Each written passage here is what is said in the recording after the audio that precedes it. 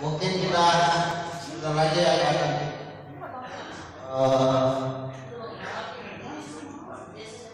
memulai acara diskusi kita. Ini saya ingin menyampaikan ke kawan-kawan semua dan juga terima kasih atas kehadiran kawan-kawan sekalian di sore begitu indah ini, dan juga terima kasih karena sudah berkenan hadir untuk berdiskusi secara santai saja. Kita ingin mendiskusikan karena pada sore hari ini kita kedatangan tamu yang begitu luar biasa, yang begitu kita hormati, seorang tokoh ekonom yang juga mungkin saya akan sedikit memberi tahukan kepada kawan-kawan bahwa Prof. Antoni Budiawan ini adalah seorang ekonom, tokoh, dan saya juga ingin sampaikan bahwa Prof. Antoni lah yang pertama-tama menyatakan kesediaannya menjadi ahli kita ketika kita menggugat melakukan judicial review terhadap undang-undang Corona, undang-undang nomor 2 tahun 2020. Jadi beliau betul-betul adalah memang tidak asing lagi bagi kita karena beliau adalah orang yang selalu mensupport kita dalam setiap aktivitas dan kegiatan yang dilakukan oleh Proden. Nah, terima kasih Prof. Antoni atas kehadirannya. Dan pada sore hari ini Prof. Antoni memberikan kita buku itu, dan sekaligus ingin kita diskusikan bersama-sama karena ini sangat menarik sekali, karena ini bicara manifesto kedaulatan rakyat. Jadi jalan revolusi. Jadi ini ada Vox Populi Vox Dei. Jadi buku yang hari ini diantarkan dan diberikan kepada kita Proden ini yang akan kita diskusikan pada sore hari ini. Dan mungkin itu saja yang ingin saya sampaikan, dan sekali lagi terima kasih atas kehadiran kawan-kawan semua, kawan-kawan Proden yang saya banggakan. Nah, selanjutnya yang akan menjadi ya sebagai mengantar kita dalam diskusi sore kita ini adalah Bung Samson, yang mungkin akan menjadi moderator kita untuk sebagai supaya diskusi ini bisa lebih baik, bisa lebih produktif, sehingga mungkin dengan diskusi kita pada sore hari ini revolusi yang kita inginkan itu betul-betul bisa terjadi. Amin. Terima kasih. Silakan Bapak. Oke, terima kasih Ketua Umum Proden.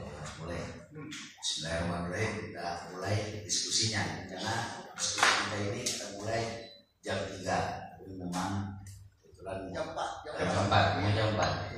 Berarti orang maju saya. Nah, seperti yang sudah diangkatkan oleh Bang Mulai tadi, bahwa Prof. Antoni bukan orang baru juga dalam pekerjaan bersama-sama dengan Proden. Nah, sedikit diketahui oleh Prof. Antoni ini agak menarik atas Proden ini. Dia ada diskusi, lalu konsolidasi, aksi, evaluasi, terus begitu. Dan hari ini mungkin satu-satunya organisasi yang cukup terdepan konsisten adalah Proden. dalam mengkritisi banyak kebijakan dalamnya pemerintahan. Sore hari ini kita akan mendiskusikan soal manifesto kedaulatan rakyat yang ditulis oleh Prof. Antoni dan Pak Nurmantia. Ada dua pembicara kita yang akan memberikan pokok-pokok pikirannya menyampaikan kepada kita. Tapi sebelumnya manifesto kedaulatan rakyat ini dalam catatan undangan disebutkan bahwa dia adalah jalan atau pengantar jalan revolusi kita. Ada satu jargon yang luar biasa juga tulis dalam covernya, ada Vox Populi Vox Dei, para rakyat, para Tuhan. Kira-kira Prof. Antoni akan mengantarkan kita untuk mendiskusikan dan menyampaikan beberapa hal soal pokok-pokok pikiran dia dalam manifesto kedaulatan rakyat ini. Tapi memang ini bukan diskusi bedah buku karena pembedahnya nggak ada. Meskipun ini bentuknya buku, mungkin saja kita sebut sebagai menyampaikan pandangan-pandangan soal penelitian Prof. Antoni melihat keadaan Republik Indonesia. Bedah pikiran, kira-kira lebih tepatnya bedah pikiran. Lalu Pak Nurmantia pun akan mengambil perspektif, tentunya kita berharap ada perspektif berbeda ya. Manifesto yang dibuat oleh Prof. Antoni. Sesi pertama, saya kira ini Prof. Antoni bisa menyampaikan bedah pikirannya selama 10 menit, lalu kemudian kita persilakan kawan-kawan 15 menit kurang. 15 menit. Nah, kita bagi berapa sesi? 15 menit untuk yang pertama, tapi nanti 2 sesi ya. 15 menit yang pertama, kemudian 15 menit kedua.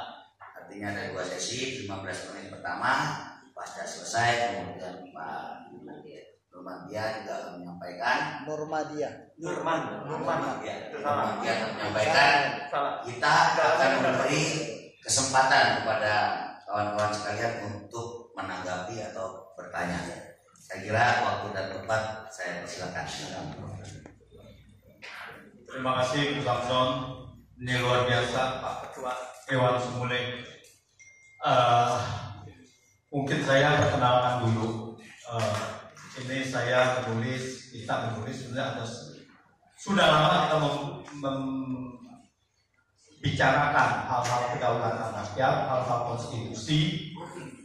Maka salah satu yang mendorong ini adalah Pak Nurmantia. Nurmantia ini adalah putra ketiga dari BM Dia, jadi top pers ya. Nah, ini adalah putra ketiga dari BM Dia, jadi mendorong bahwa kita sering diskusi untuk membicarakan hal-hal mengenai kenegaraan. Dan juga tentu saja diskusi kita tahu bahwa salah satu input juga paling banyak yaitu dari Dr. Zulkifli yang menggugat secara resmi perdata maupun pidana terhadap undang-undang dasar palsu. Lalu Dr. Zul mengatakan langsung undang-undang dasar palsu itu digugat. Normal mau bicara atau menyampaikan? Ya mungkin saya ingin ke Pak Norman dulu, setelah itu baru nanti ke saya. Assalamualaikum warahmatullahi wabarakatuh. Jadi ini yang disebutkan manifesto kedaulatan rakyat sebetulnya adalah pernyataan sikap. Manifesto itu adalah pernyataan sikap. Yang kita ingin bawakan di sini adalah pernyataan sikap daripada rakyat Indonesia. Jadi sebetulnya walaupun kita yang kurang lebih Pak Antoni itu nama yang menulis, tapi diperuntukkan untuk kalian-kalian kita rakyat Indonesia. Karena selama ini kita lihat bahwa rakyat itu hanya dipakai sebagai objek oleh keadaan, ya, politik atau apapun juga. Dia tidak pernah menjadi subjek rakyat. Ya selamanya didikte, maunya begini pemerintah, maunya begitu pemerintah dan lain sebagainya. Itu semua sudah tertuang dalam konstitusi yang memperkuat mereka yang akan menggunakan rakyat sebagai objek.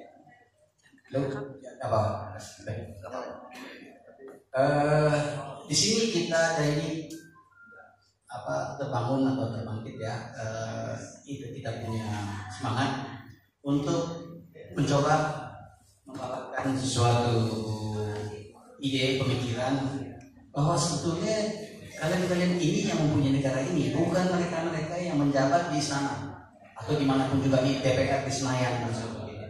Kalian ini, kalau kalian tidak bisa berbuat apa-apa, jangan nanti salahkan mereka, karena mereka senang saja dengan keadaan seperti itu. Oleh sebab itu kita pikirkan di sini, ayolah kita bikin suatu sikap. Semoga sikap ini menjadi sikap umum rakyat Indonesia. Itu yang kita inginkan. Ini semua memang seperti diucapkan adalah kita juga dibangunkan oleh Pak Dr. Zul yang telah berani menggugat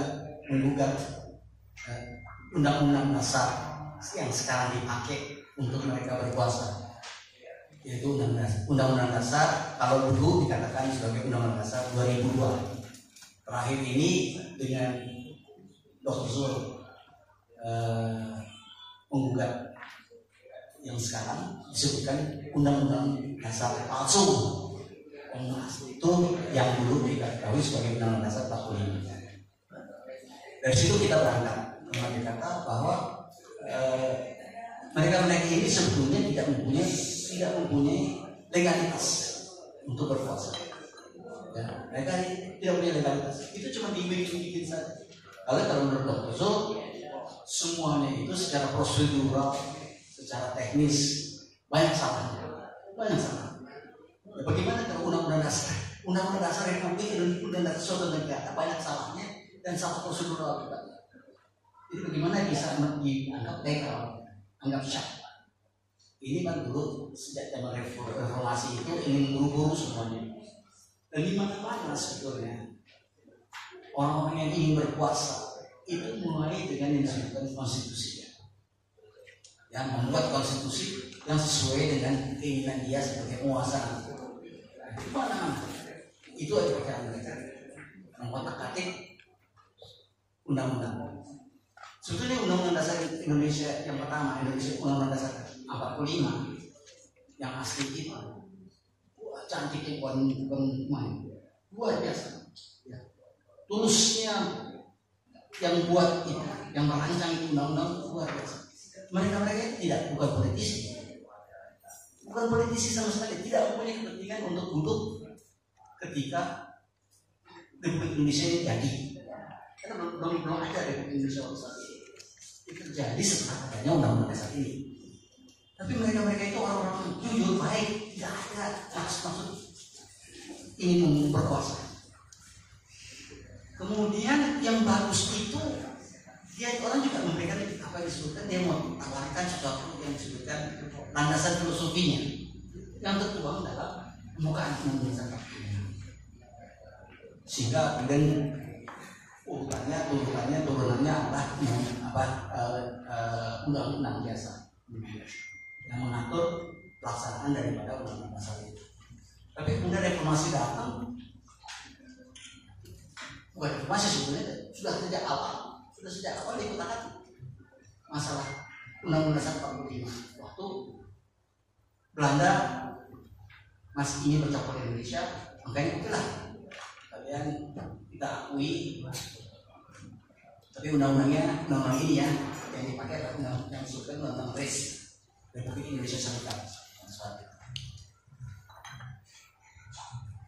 Terus ya karena sudah waktu saat itu partai-partai politik sudah dibenarkan untuk berdiri dengan maklumat 10 ya, maklumat 10 atau X, maka kemudian ada beberapa unsur dari partai-partai itu yang tidak mendaki Inggris ya, pertama ada Musi Natsir yang meminta bahwa tidak lagi itu Indonesia Serikat, yang ada negara Satuan Republik Indonesia. Terus dipakai kemudian jadi undang-undang dasar 1950 sementara selagi mereka diminta oleh Bung Karno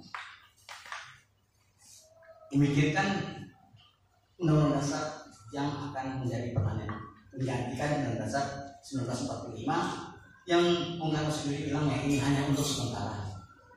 Ya, nanti akan dilengkapi atau akan disempurnakan.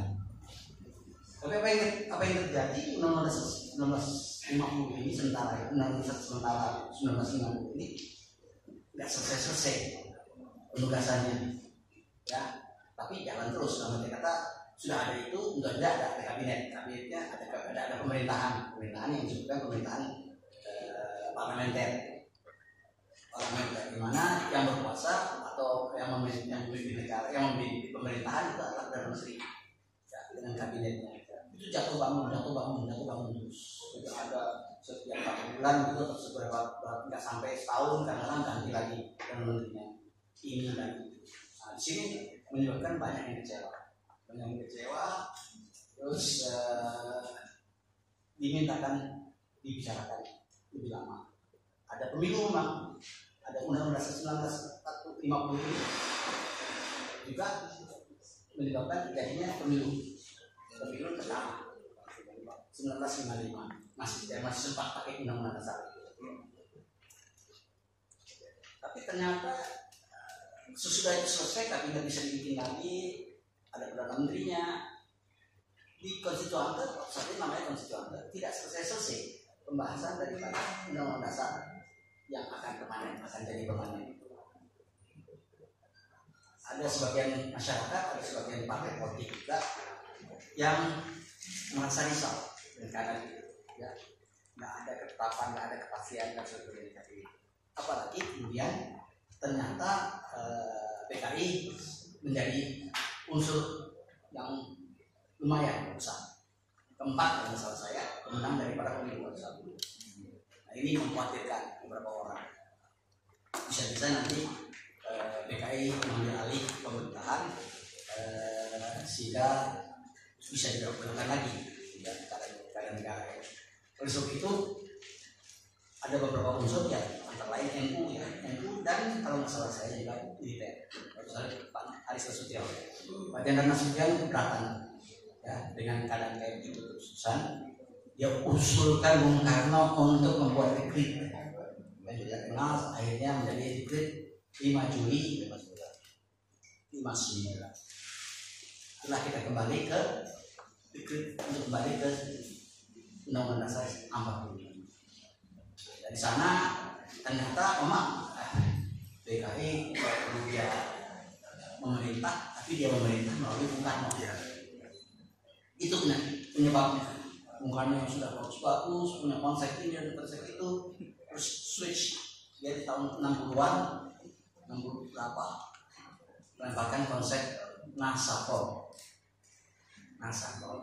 Padahal kita ada Pancasila, tapi Bung Karno itu tidak pernah tenang. Selama ini ingin sesuatu yang baru, maka disebutkan ada konsep Nasakol. Disitulah akhirnya Bung Karno makin dekat dengan PKI. Disitulah yang menyebabkan juga beberapa unsur dari masyarakat mulai bercita lain. Ini si Bung ini nggak bisa tahan di sana, kita harus gantikan beliau. Ya, serangannya dimulai dengan ekonominya. Ya dolarnya dikosongin lah, melalui kesulitan untuk mendapatkan devisa walaupun dari ekspor kita. Ekspor kita pun turun jauh kalau saya kedua, suplai impor beras kita diganggu. Semuanya itu tentu saja dilakukan oleh asing Amerika yang berkepentingan karena dia mau balas dendam masalah kekalahan daripada PRRI atau Permesta. Dia mau balas dendam. Nah ini kalau itu tingkatnya mesti jatuh dan terjadilah apa yang kita ketahui pada mulai dia move duluan ya, PKI mulai move duluan mau ambil alih dengan Gestapo. Ya kita ketahui sudah itu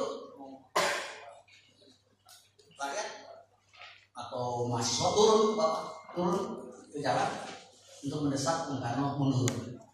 Tapi sebelum itu diminta pertanggungjawab Bung Karno karena adanya MPRS ya, suatu lembaga tertinggi negara yang bisa meminta pertanggungjawaban dari seorang presiden. Sudah dilakukan, Bung Karno terus waktu saat itu memberikan apa yang disebut peraturannya dengan nawak sara, kalau nggak salah, nawak sara, tapi tidak diterima. Tanggal 22 terus tidak diterima, tapi Bung Karno tidak mau turun. Kemudian dia didemonstrasi oleh mahasiswa. Terus menerus, akhirnya Bung Karno pun ngalah, angkat tangan. Februari 22 kalau saya 1967 akhirnya dia mengundurkan diri sebagai presiden dan diteruskan oleh Soeharto sebagai waktu satu penjabat masih dikukuhkan menjadi penjabat presiden di bulan Maret. Itulah daripada kejadian-kejadian di Indonesia mengenai konstitusi, dan di sini makanya kita bilang memang lagi-lagi waktu saat itu pun juga rakyat itu cuma sebagai objek. Objek aja. PKI mau dia punya suara, tapi hanya untuk nanti dikendalikan oleh mereka. Nggak ada lagi. Apalagi Bung Karno waktu saat itu sangat dominan sekali, menginginkan apapun juga dari sukarela ke Kalimantan, Indonesia sesuai kayak itu yang sebetulnya mereka tidak mau pergi. Tapi ya karena ini presidennya mau, harus terjadilah mereka itu harus jadi usaha banyak mati yang tertinggal di hutan-hutan dan sebagainya. Itulah asal usul dari mana kita sekarang ini mau bicarakan bahwa konstitusi itu kalau tidak berpihak kepada rakyat tadi banyak masalah. Nah ini yang saya bicara dengan Pak Antoni, akhirnya dia bikinkan sebuah buku yang ada sekarang di hadapan Anda semua. Terima kasih. Ya, terima kasih Bang Roman. Jadi itu adalah prolog mengenai bagaimana undang-undang dasar yang disebut konstitusi kita diobrak-abrik, sehingga kedaulatan rakyat itu dirampas. Dan sampai sekarang kalau kita lihat era reformasi ini, malah kita punya kedaulatan rakyat ini malah makin terpinggirkan. Jadi tidak ada lagi yang namanya kedaulatan rakyat. Yang ada adalah kekuasaan. Bahwa di dalam parlemen pun bahwa itu adalah sudah berkepentingan kepada kekuasaan. Di depan kita dipertontonkan terus pelanggaran hukum. Bukan hanya hukum biasa saja, undang-undang peraturan, tetapi juga hukum terhadap undang-undang dasar. Oleh karena itu Prodem menggugat Perpu nomor 1 tahun 2020 yang disahkan menjadi Undang-Undang nomor 2 tahun 1990. Saya banyak juga menulis bagaimana Perpu itu melanggar Undang-Undang dasar. Ada 3 butir paling sedikit yang dilanggar sebagai Undang-Undang dasar. Lalu Pak Ketua minta saya untuk menjadi saksi ahli. Ya, mana boleh kita bilang tidak, ya enggak? Itu wajib hukumnya. Dan saya juga mengenai itu. Nah, lalu di sini kita menuangkannya lebih secara filosofis. Sebetulnya ini apa sih? Sebetulnya apa yang namanya konstitusi? Apa yang namanya Indonesia? Apa hak rakyat? Kalau hak rakyat dirampas terus, hak rakyat itu ditiadakan, bagaimana harus sikap rakyat? Rakyat ke MK dipinggirkan, rakyat ini dibojong-bojong dan sebagainya, mereka bermain dengan pengusaha-pengusaha besar. Saya itu waktu sempat menulis hak konstitusi apa yang dipunyai oleh Sentul City terhadap rakyat setempat. Hak konstitusi apa dia ada? Saya ingat ada film di Amerika, ini diceritakan di Amerika. Itu ada rakyat yang datang dari kota-kota lain, dia datang ke situ sama sheriff pada saat itu dikasih bendera mereka. Anda boleh berlomba ke tempat itu, Anda tancapkan itu bendera itu tanah milik Anda. Sampai dia bertanya bahwa tanah itu, lahan itu adalah milik warga, milik rakyat. Mana boleh tanah sampai jutaan hektar untuk perkebunan, untuk pertambangan, untuk perumahan, itu harus dirampas begitu saja. Bahkan Brigjen Junior Tumilar itu membela bahkan dia dikriminalisasi, bahkan digeser. Padahal yang membela adalah hak dari mereka yang orang itu tinggal di sini. Hari Akhirat kalau ya namanya petani di sini. Itu warisan turun-temurun. Ini developer yang datang dari Jakarta, kita nggak tahu apa, mereka semuanya mengikat itu dengan membayar oknum-oknum, lalu menggeser orang-orang itu. Hak konstitusi apa yang diberikan oleh mereka? Nah, ini adalah semua pelanggaran-pelanggaran. Pertanyaannya adalah, rakyat harus bagaimana? Rakyat harus menerima, tertindas, atau bagaimana? Jadi hak rakyat itu apa? Di dalam konstitusi ini dijelaskan bahwa konstitusi itu adalah kesepakatan antar rakyat. Kita semua rakyat. Konstitusi yang dituangkan awalnya di dalam pembukaan Undang-Undang Dasar itu adalah menugaskan pemerintah dan parlemen untuk bekerja demi rakyat. Itu tugas. Pertanyaannya adalah kalau parlemen berkhianat kepada rakyat, membela kepentingan oligarki, membuat undang-undang untuk kepentingan mereka, rakyat bagaimana? Bagaimana di daerah itu, daerah pertambangan, daerah perkebunan, rakyat itu terpikirkan. Yang mengeruk siapa? Yang mengeruk adalah mereka-mereka oligarki yang ada di pusat, bekerja sama dengan penguasa. Mereka merebut itu semua, mereka mendapatkan uang. Lalu daerah dapat apa? Daerah hanya dapat sebagai kuli pertambangan, kuli perkebunan. Mereka cuma dapat itu dan disisakan bencana alam. Kalau sudah dibentuk dan ditinggal, tidak ada lagi pengurukan apa yang harusnya adalah mereka lakukan, itu tidak ada. Jadi reformasi harus ada, itu semua itu tidak dilakukan. Jadi kalau kita lihat Januari tahun 2020 itu banyak bencana di Kalimantan Selatan, banjir sampai sedemikian beberapa kota. Itu bagaimana? Jadi apakah kalau kita bilang berdaulat? Siapa yang berdaulat? Berdaulat itu tidak hanya negara terhadap negara lain, bukan hanya sebagai Indonesia kepada yang lain. Konstitusi kita mengatakan berdaulat itu adalah rakyat berdaulat dan daerah harus berdaulat. Apa artinya daerah berdaulat? Sekarang daerah tidak berdaulat karena yang menentukan siapa yang boleh diberikan pertambangan dan sebagainya adalah pusat melalui parlemen. Diberikan undang-undang, dibikin undang-undang namanya undang-undang misalnya minerba, undang-undang perkebunan yang dijaga Pak Harto, Orde Baru itu tidak boleh. Jadi pasal 33 yang mengatakan bumi dan air itu harus dikuasai negara, itu waktu zaman Pak Harto itu lebih ketat daripada yang sekarang. Sekarang itu diserahkan benar-benar kepada swasta. Sehingga begitu kita mendapatkan windfall profit, yaitu harga komoditas naik, yang menikmati siapa?